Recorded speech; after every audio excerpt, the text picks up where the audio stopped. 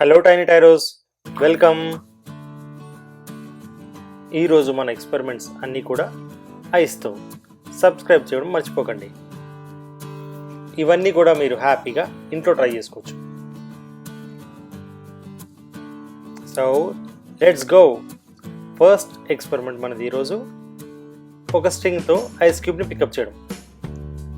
Ice cube string ద్వారా పైకి రేపుతాం అన్నమాట.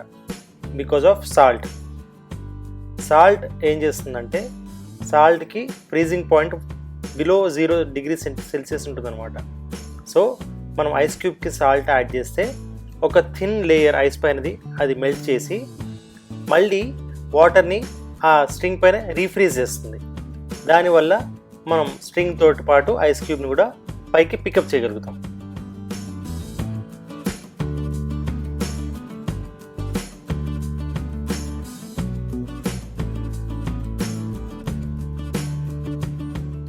మన నెక్స్ట్ ఎక్స్పెరిమెంట్, వాటర్ పైన ఐస్ వేసినా సరే వాటర్ ఓవర్ఫ్లో అవ్వదు.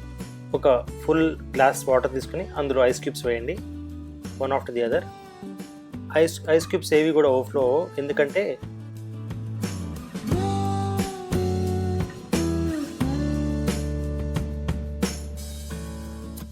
ఆ ఐస్ ఏదైతే పైన లేయర్ ఫామ్ అయిందో ఆ లేయర్ వాటర్ కంటే కూడా తక్కువ స్పేస్ ఆక్యుపై చేస్తుంది.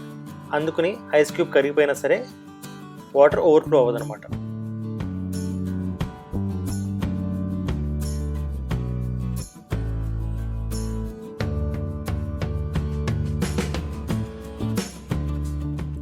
ఈ రీజన్ వల్లే వింటర్లో వాటర్ పైప్స్ పగిలిపోతూ ఉంటాయి.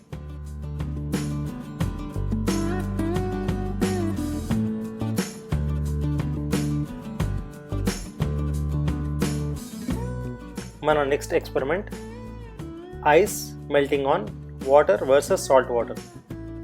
ఇందులో మనం సాల్ట్ వాటర్ ఒక గ్లాస్ అండ్ ప్యూర్ వాటర్ ఒక గ్లాస్ తీసుకుంటాం. ఒక దాంట్లో సాల్ట్ మిక్స్ చేస్తాం.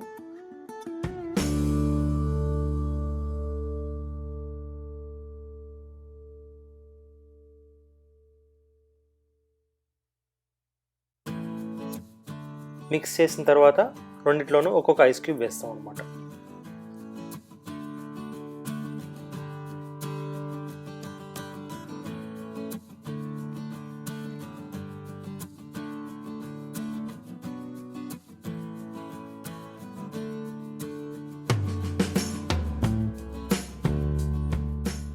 కొంచెం ఎక్కువసేపు వెయిట్ చేయాల్సి ఉంటుంది 2 ఐస్ క్యూబ్స్ కరగాలంటే.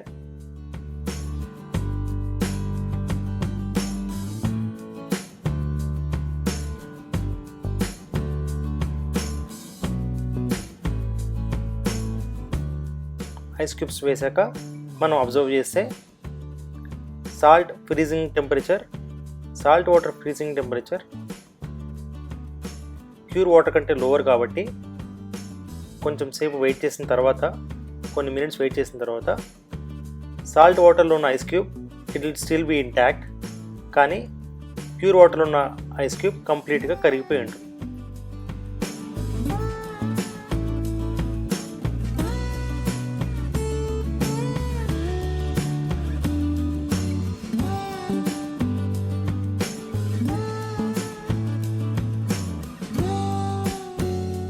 మన next experiment, ice cubes metal plate versus plastic plate.